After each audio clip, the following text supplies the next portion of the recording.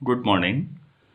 Real analysis के next lecture में आज हम लोग कुछ लैग्रेंजेज मीन वैल्यू थ्योरम के डिडक्शंस सीखते हैं पहले, फिर कुछ क्वेश्चंस हम एलएमबीटी से और कुछ सीएमबीटी मतलब क्रॉसी मीन वैल्यू थ्योरम किस तरह से हम करेंगे देखिए। ये आसान डिडक्शन है, मीन वैल्यू थ्योरम का ही यूज़ करते हुए कुछ चीज़ें आप कंक्लूड कर सकते हैं। तो उसमें पहला क्या है आप देखते हैं।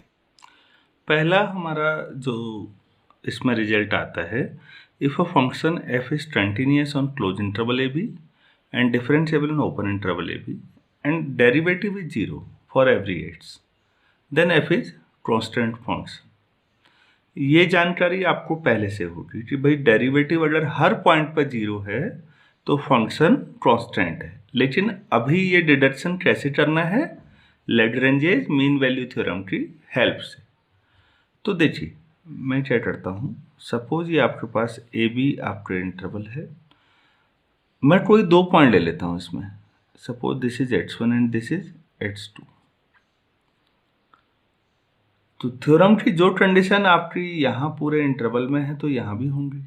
मैंने दो आर्बिट्ररी पॉइंट लिए, अगर मैं ये प्रूफ कर दूँ कि इन दोनों पॉइंट्स पर वैल्यू बराबर है तो इसका मतलब कोई भी दो पॉइंट लेते आप तो वैल्यू बराबर ही आती। तो फिर कोई भी दो ले लीजिए, बराबर ही आनी है। तो आप सोचिए क्या हर पॉइंट पर वैल्यू बराबर हो गई? तो फिर कांस्टेंट फंक्शन है। तो हम क्या करते हैं, let x1 let's x2 such that x1 x2 is a subset of closed interval AB. So f is continuous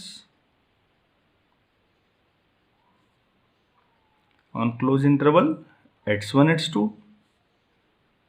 and differentiable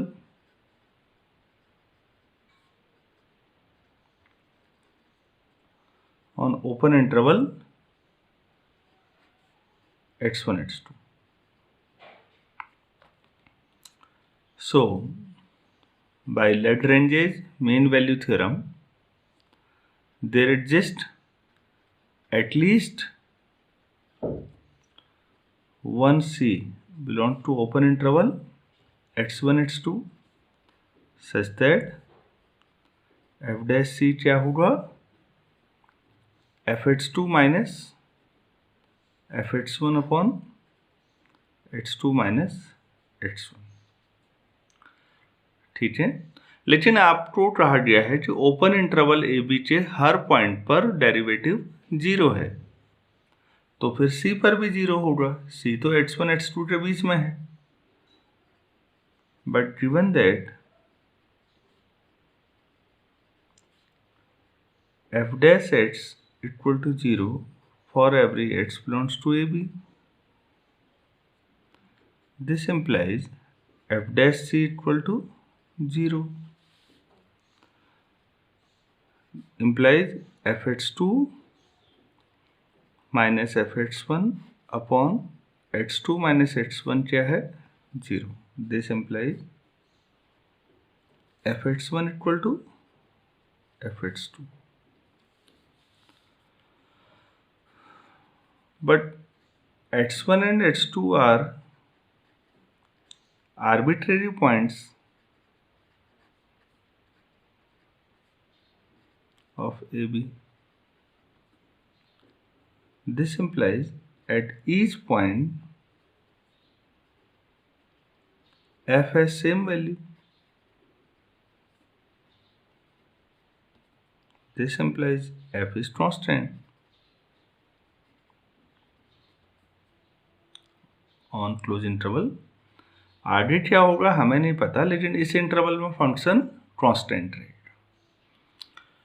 तो आपको आसानी से समझ में आया होगा, इसमें ऐसा कुछ नहीं है डिफिकल्ट चीज़ें, लेकिन आपको मीन वैल्यू थ्योरम की हेल्प से करो कहा गया तो कैसे करेंगे समझ में आ गया। ये अपने आप में एक क्वेश्चन है जो पूछा जा सकता है यूनिवर्सिटी के एग्जाम में। ये सिंगल फंक्शन के लिए था। अगर दो फंक्शंस हैं तो हम कैसे करें, आइए देखते हैं। नेक्स्ट जो है काफ़ी अच्छा रिजल्ट है। if two functions f and g are continuous on closed interval ab and differentiable on open interval ab such that their derivatives are equal at each point of open interval ab, her point पर दोनों के derivative की value same है, तो फिर f और g का जो डिफरेंस होगा f माइनस जी या g माइनस एफ भी आप कह सकते हैं, वो कांस्टेंट फंक्शन। आप ऐसे भी सोचिएगा, अगर दो फंक्शन कांस्टेंट स्लोप दे रहे हैं हर पॉइंट पर, मतलब अगर मैं ड्रॉ करूं तो आप ऐसे सोचिएगा,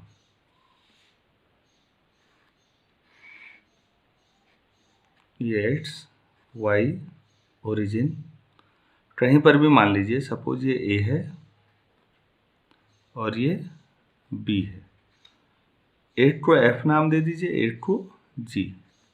तो इसका मतलब हर पॉइंट पे दोनों की टेंजेंट का स्लोप बराबर आ रहा है हर पॉइंट्स पे, तो फिर एफ माइनस जी जो दोनों का डिफरेंस होगा वो कांस्टेंट होगा, या जी ऊपर भी हो सकता है जी माइनस एफ। तो ये बात समझाने की कोशिश है कि अगर हर पॉइंट पे स्लोप बराबर है तो दोनों मिरर इमेज हैं उस इंटरवल में, बस दोनों ऊपर नीचे होंगे थोड़ा, तो दोनों का जो डिफरेंस है वो कांस्टेंट फंक्शन है। ये तो ज्योमेट्रिकल डिस्कशन है, आइए देखते हैं मैथमेटिकली कैसे प्रूफ करें।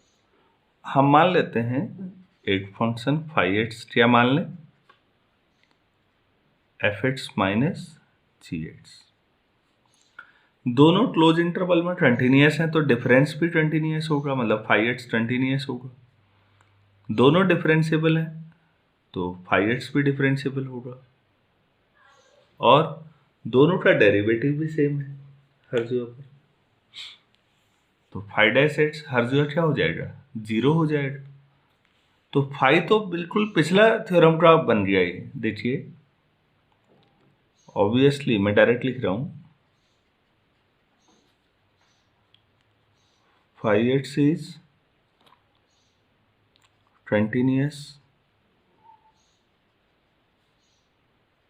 on closed interval AB and differentiable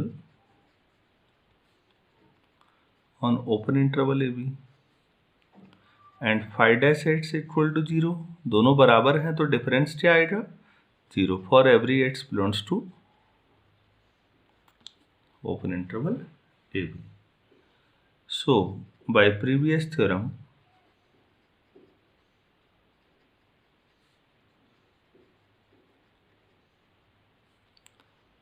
phi x equal to क्या आना चाहिए फिर, constant on closed interval a b, तो फिर फाई क्या है, एफ माइनस जी, तो f x minus g x equal to c on closed interval a b, हो गया प्रूव। तो दोनों फंक्शन का जो डिफरेंस होगा वो किसी कांस्टेंट के बराबर होगा। बेसिकली ये ग्राफ ट्रांसफॉर्मेशन में समझेंगे तो एक ही ग्राफ को ऊपर या नीचे शिफ्ट करके दूसरा बनाया गया है, तो दोनों के बीच केवल एक कांस्टेंट का डिफरेंस है, बाकी कोई अंतर नहीं है।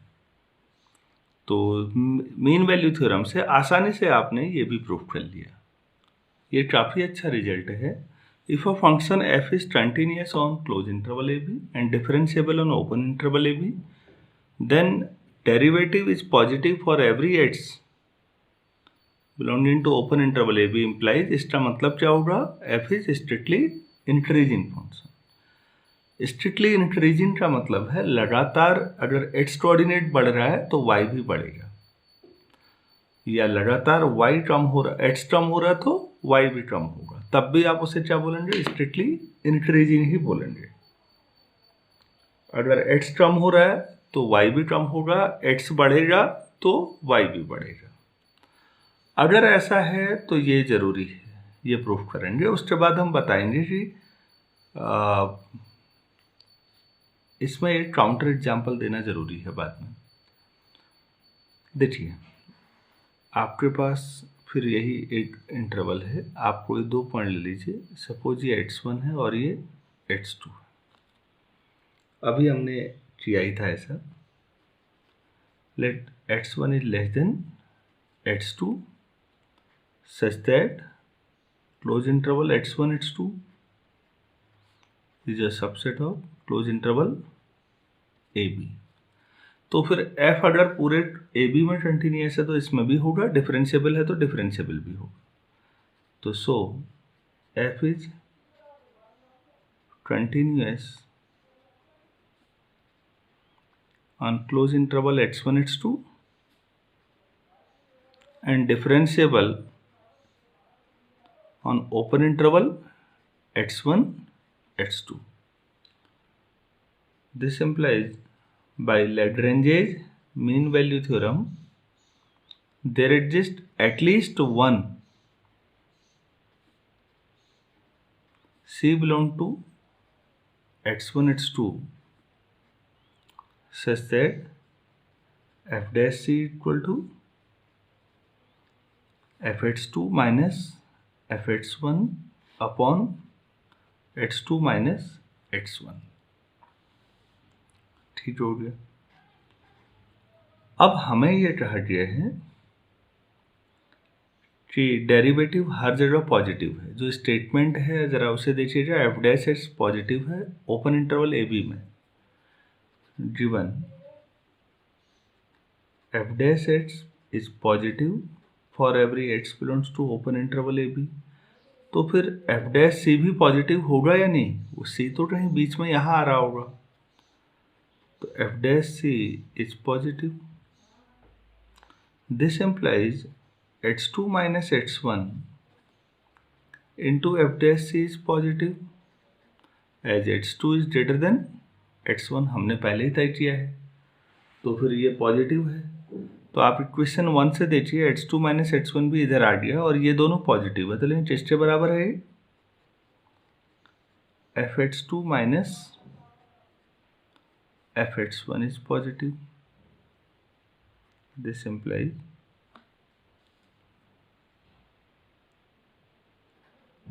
fx1 लेस देन fx2 कब है? whenever x1 less than x2। तो जब भी x कोऑर्डिनेट में बढ़ोतरी हो रही है, इंक्रीजमेंट है, तो देखिए fx में भी है, तो इसका मतलब f इज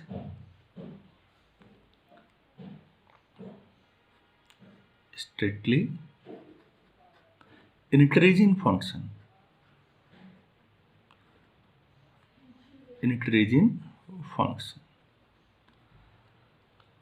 तो स्ट्रिक्टली इंक्रीजिंग का मतलब अगर x कोऑर्डिनेट बढ़ रहा है तो y भी बढ़ेगा। तो अब आप इमेजिन करिए जब x बढ़ने पे y बढ़ेगा तो डायग्राम कैसा होगा? आप फर्स्ट क्वाड्रेंट में सोच सकते हैं आसानी से, x बढ़ रहा है y भी बढ़ रहा है, तो आपको रियलाइज होगा कि हाँ थ्योरम अपने आप सही बात कह रही है। हमने एक चीज ध्यान देनी है यहाँ पर, फंक्शन कंटिन्यूअस और डिफरेंशिएबल है और तब ये डेरिवेटिव है। सॉरी, कई बार बच्चे ये कहते हैं कि बस डेरिवेटिव पॉजिटिव है तो फंक्शन इंक्रीजिंग ही होगा, स्ट्रिक्टली इंक्रीजिंग होगा। मतलब ये जो बाकी कंडीशन है इसको ज़्यादा ज़रूरी कई बार लोग नहीं मानते। मैं आपको बताना चाह रहा हूँ अब कि अगर केवल डेरिवेटिव पॉजिटिव होने से ही जरूरी नहीं है कि फंक्शन स्ट्रिक्टली इंक्रीजिंग हो। प्लीज ध्यान दीजिए मैं क्या कह रहा हूँ। डेरिवेटिव पॉजिटिव होने के अलावा ये जो बाकी लिखा हुआ है ये भी होना चाहिए, फंक्शन डिफरेंशिएबल और कंटिन्यूअस। तब डेरिवेटिव पॉजिटिव होने पे फंक्शन क्या है? स्ट्रिक्टली इंक्रीजिंग है। केवल अगर आप डेरिवेटिव पर ही बात करेंगे कि डेरिवेटिव पॉजिटिव होने से इंक्रीजिंग होता है तो कैसी प्रॉब्लम आ सकती है जरा देखिएगा। मैं इसका ग्राफ बना रहा हूँ y equal to fractional part of x। तो इसका ग्राफ कैसा बनता है आप लोगों को मालूम होगा, मैं ग्राफ अभी नहीं समझा रहा हूँ।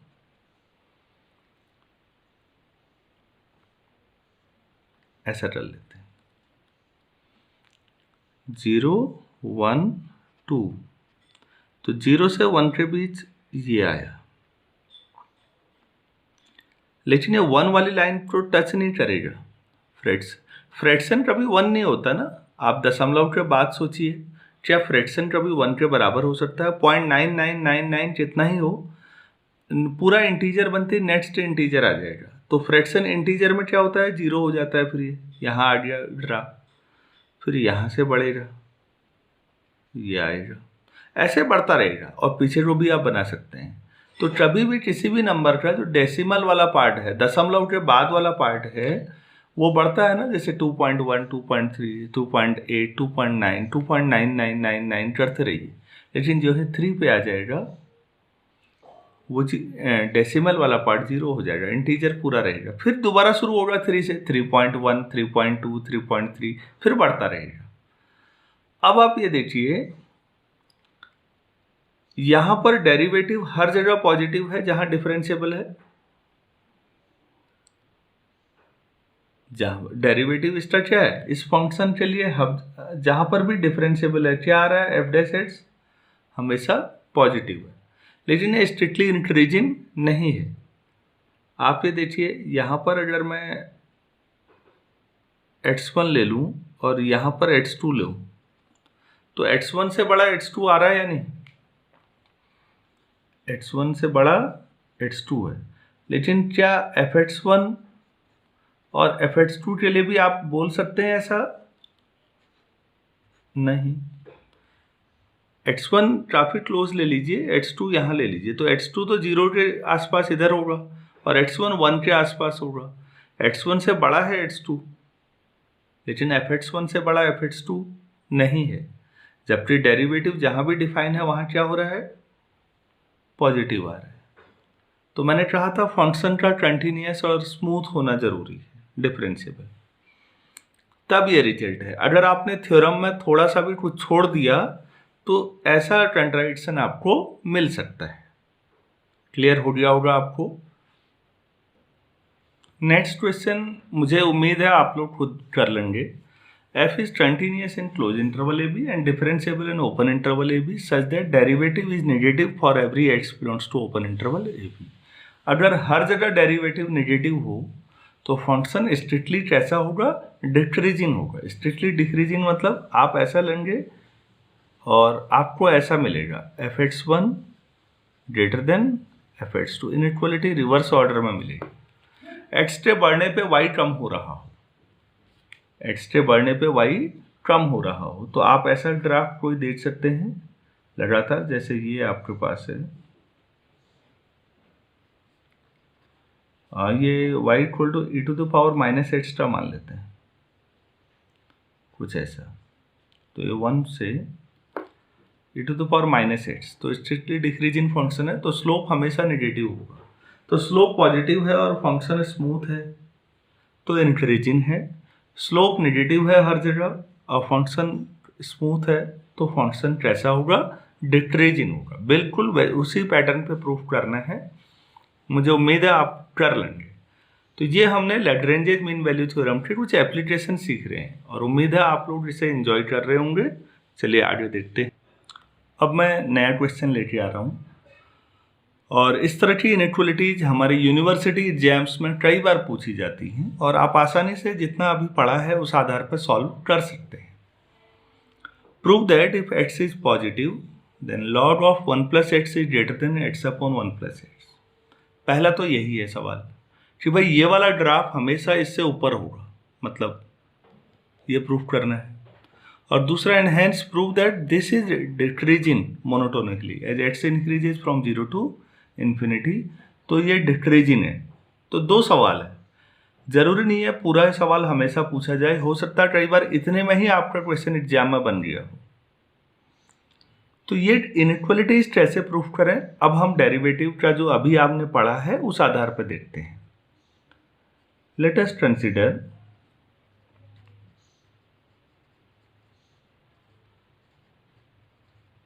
phi x equal to log of 1 plus x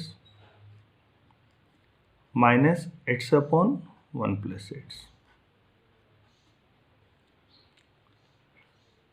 तो x पॉजिटिव है,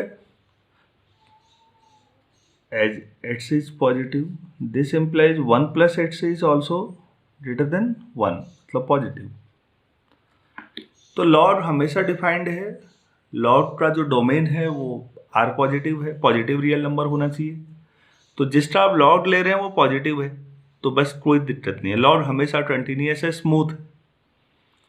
यहाँ डिनोमिनेटर की प्रॉब्लम हो सकती थी पॉलिनोमियल में। ये पॉलिनोमियल अपॉन पॉलिनोमियल है, इसे रेशनल फंक्शन बोलते हैं। क्या बोलते हैं?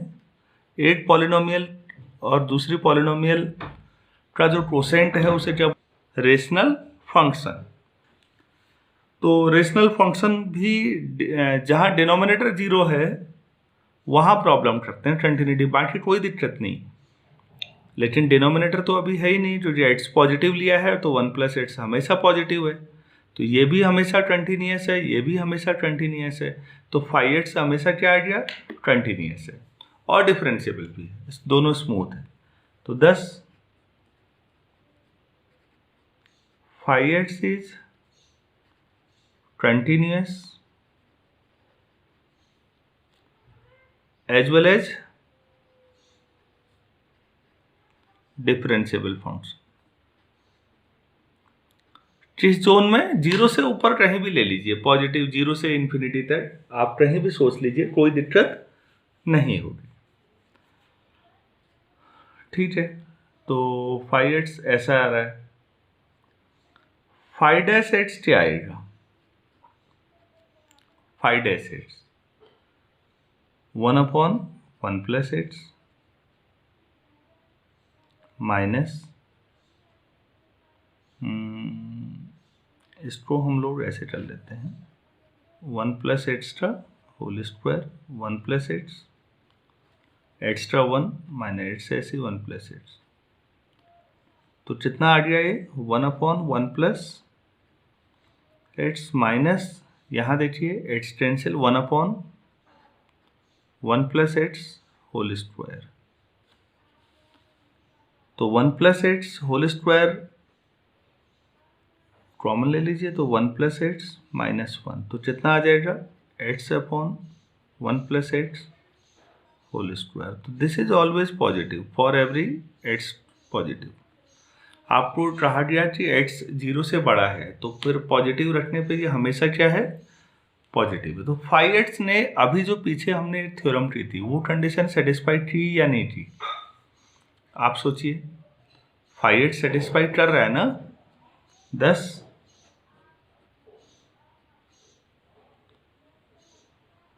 5x क्या लिख सकते हैं फिर? 5x is strictly increasing function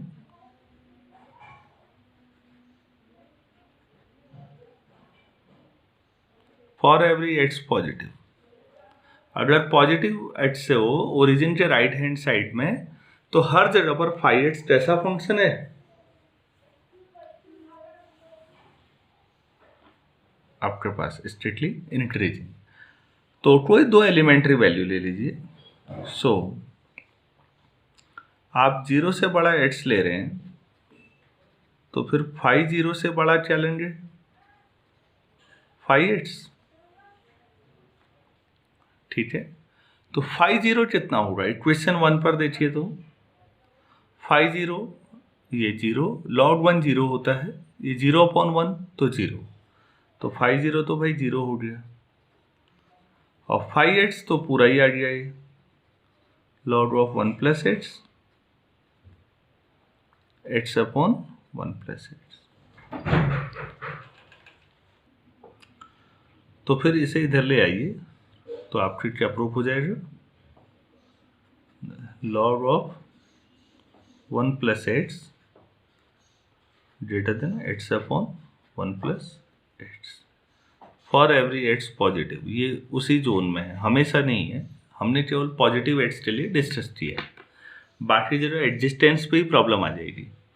उम्मीद है आपको समझ में आया होगा कि कभी इनइक्वलिटी प्रूफ करनी हो तो बहुत आसान तरीका है। जो भी आपके हमारे यहाँ BSc के बच्चों के लिए इनइक्वलिटीज आ रही होती हैं, आप बड़े फंक्शन और छोटे फंक्शन का जो डिफरेंस है कुछ भी, उसे 5x मान लीजिए।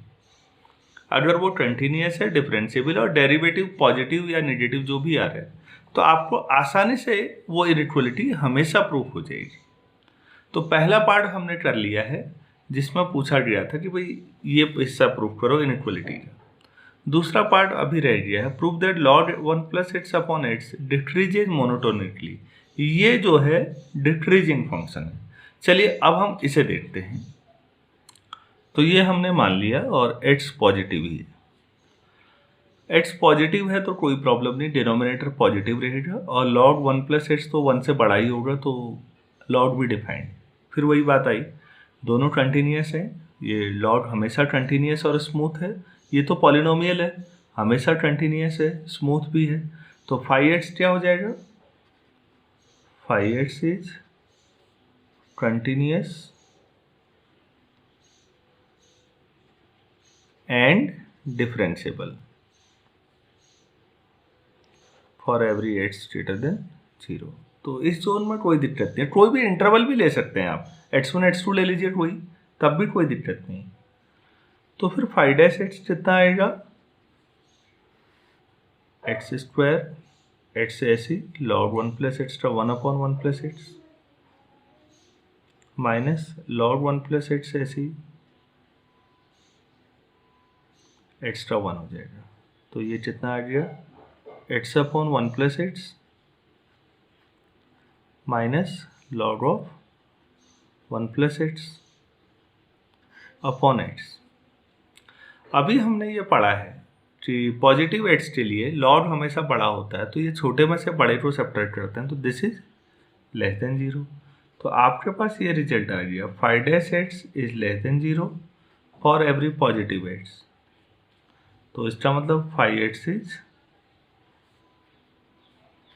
Strictly decreasing function for every x positive. X 0 से इन्फिनिटी तक कुछ भी ले लीजिए, 5 क्या है? डिक्रीजिंग फंक्शन है। तो उसी इनइक्वालिटी से सेकंड पार्ट भी हमने सॉल्व कर लिया है। तो आपको ये भी समझ में आया होगा कि इनइक्वालिटी से हम कैसे, हम एक क्वेश्चन में और आपको दिखा रहा हूँ। नेक्स्ट देखिए, x पॉजिटिव लेना है तो आपको इनइक्वालिटी दो जगह लगा दी। ये जो एक्सप्रेशन है x minus x square upon 2 times 1 plus x, इससे छोटा है log 1 प्लस एक्स और log 1 प्लस एक्स से छोटा, तो ये दो स्टेप में होगा। आप लोग स्टेप 1 में एक इनइक्वालिटी ले लीजिए कोई, तो आप उसे एफ एक्स मान लीजिएगा। तो x minus x square upon 2 times 1 plus x minus log of 1 plus x, और दूसरे स्टेप में log of this minus this, उसको gx 5x कुछ भी ले लीजिए। यहां से इतना पोर्शन आ जाएगा इनइक्वालिटी का, और जब आप ये लेंगे तो ये आ जाएगा, तो आपको पता चल जाएगा इससे छोटा log है, log से छोटा ये है, दोनों को कंबाइन कर दीजिए, पूरी इनइक्वालिटी आसानी से आ जाएगी। इसमें ऐसा कुछ डिफिकल्ट, कुछ नया कंसेप्चुअल नहीं है, तो मुझे लगता है ये आप करें तो ज़्यादा बेहतर रहेगा। इसे ट्राई जरूर करिएगा। हम कुछ आगे देखते हैं। 2-3 इनइक्वालिटीज मैंने आपके लिए लिख दी हैं, और ये बिल्कुल इसी लॉजिक पर होंगी जो अभी हमने किया है। ये आपके लिए है कि आप प्रैक्टिस करें। हो सकता है सभी बच्चों के पास ये वाली किताब ना हो, तो आप इसे ज़रूर करिए, खुद प्रैक्टिस करिए। तो इन इनइक्वालिटीज से आपको समझ में आएगा कौन बड़ा है कौन छोटा है, और कंटिन्यूटी और डिफरेंशिएबिलिटी होने के बाद डेरिवेटिव का पॉजिटिव या नेगेटिव होना इनइक्वालिटी को कितना मदद करता है प्रूफ करने में। तो इनइक्वालिटीज ऐसे भी प्रूफ की जा सकती हैं, यह हमने सीखा है। अब इससे आगे मैं आपको लैग्रेंजेज मीन वैल्यू थ्योरम की मदद से कुछ इनइक्वालिटी और बताता हूं, जिसमें थ्योरम का यूज करते हुए कहा जा रहा है। देखिए अगले अब देखिए, use Lagrange's mean value theorem to prove this inequality for positive x. Suppose ये आ जाता है, तो अब आपको इसी थ्योरम की मदद से प्रूफ करना है। अब आप अभी बिना थ्योरम का यूज किए करेंगे, जैसे पिछले क्वेश्चन में था, तो हो सकता है आपके मार्क्स कट जाएं। तो जहां पर एलएमबीटी कहा जाए वहां पर एलएमबीटी की मदद से करिए, और जहां नहीं कहा जाए वहां आपकी इच्छा है कि आप एलएमबीटी करते हैं या अभी जो पीछे डेरिवेटिव की मदद से किया था वैसे करते हैं। पॉजिटिव एक्स के लिए लिया है तो ठीक है, हम देखिए, let us consider 5x equal to e to the power x, close interval 0 to x ले लीजिए। 0 से ऊपर हमने ये ले लिया। तो आप जानते हैं एक्सपोनेंशियल का जो ग्राफ है वो हमेशा स्मूथ है। e to the power x का जब आप ग्राफ बनाते हैं तो ये ऐसे आता है, उतना अच्छा नहीं बन पाया। ये y equal to x line को टच नहीं करेगा, प्लीज ध्यान दीजिएगा। और ये e to the power x है, x axis y axis origin, y equal to x line से जस्ट ऊपर से निकल जाएगा। इधर माइनस इन्फिनिटी से चलता हुआ आ रहा है और x इक्वल टू 0 रखेंगे तो e टू द पावर 0 1, तो ये यहाँ पर 1 पर y एक्सिस को टच करेगा। एक्सपोनेंशियल ग्रोथ एक वर्ड आपने सुना होगा, एक्सपोनेंशियल ग्रोथ। इसका मतलब है कि कई बार ग्रोथ शुरू में बहुत ज़्यादा अच्छी नहीं है, बहुत स्लो है, और अचानक जब रैपिड चेंज होता है बदलाव और उसके बाद इसकी ग्रोथ देखने लायक है। कई स्टूडेंट्स हैं जिनका एकेडमी रिकॉर्ड पहले बहुत अच्छा नहीं होता, या कोई भी वजह हो, घर की परिस्थितियां हों या टीचर की वजह से उनको इंटरेस्ट नहीं आ पा रहा है सब्जेक्ट में, और एक बार चीज़ें सीखना और समझना शुरू करते हैं तो उनने ज़िंदगी में बहुत शानदार करियर बनाया है, बहुत आगे बढ़े हैं वो लोग। तो कई ज़रूरी नहीं है कि बचपन से ही सबने स्टार्ट कर दिया हो हर चीज़ पढ़ना लिखना सीखना। कई बार ज़िंदगी में आगे के फेज में मोटिवेशन मिलता है, हम इंस्पायर होते हैं और वहाँ से हमारी ग्रोथ बहुत शानदार होती है। तो उस ग्रोथ को भी क्या बोलेंगे, एक्सपोनेंशियल ग्रोथ। तो एक्सपोनेंशियल इसलिए बोलते हैं कि देखिए माइनस इन्फिनिटी से चलते चलते ये 0 तक पहुँच गया, मतलब आधी रियल लाइन कवर कर दी, और ये हाइट देखिए तो कितना पहुंचा, केवल 1 पे पहुंचा। लेकिन उसके बाद इसकी ग्रोथ देखिए थोड़ी देर में ये इन्फिनिटी पहुंचने की तरफ जा रहा होता है, मतलब उसके बाद ग्रोथ जबरदस्त करता है। तो आपको समझ में आ रहा होगा ये बड़ा शानदार और इंस्पायरिंग फंक्शन है। हम में से बहुत सारे मेरे परिचित हैं जिनका एकेडमिक करियर कॉलेज तक, पूरी MSc करने तक भी मैंने कईयों को देखा है बहुत एवरेज था, लेकिन आज उन लोगों ने बहुत शानदार तरक्की की है। तो बच्चों ये एक मोटिवेशन है ज़िंदगी में। टर्निंग पॉइंट कब मिल जाए आपको हमें पता नहीं है, लेकिन जिस दिन भी हमें ये रियलाइजेशन हो कि अब जब पैदा हो चुके हैं तो कुछ सार्थक करना है, आपको ऐसा लगता है तो उस दिन से जुट जाइए। ये फंक्शन हमेशा इंस्पायर करता है कि कोई बात नहीं, आधा हाफ ऐसे ही चले गया, बाकी आधा तो है ना। तो ये एक अपने आप में इंस्पायरिंग है, आप ऐसे याद भी रखिएगा। चलिए फिर अब मैथमेटिक्स पे आते हैं। हमने फंक्शन ये ले लिया, तो ये स्मूथ तो है ही, कंटिन्यूअस है, डिफरेंशिएबल है। तो phi x is continuous in closed interval 0 to x and differentiable in open interval 0 to x. So by Lagrange's mean value theorem, there exists at least one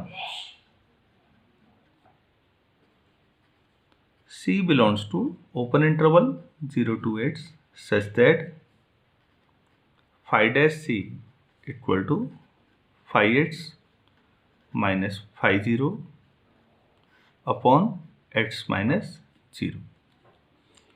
तो फाई डैश एक्स कितना होगा, phi x e to the power x है, तो आप समझ रहे होंगे phi dash x भी वही रहना है, e to the power x. तो e to the power c कितना, phi e to the power x minus phi 0 कितना होगा, 1 अपॉन एक्स। इसे ऐसे ही बनाए रखिए। अब जो C है देखिए, ये C जो है वो 0 से x के बीच है।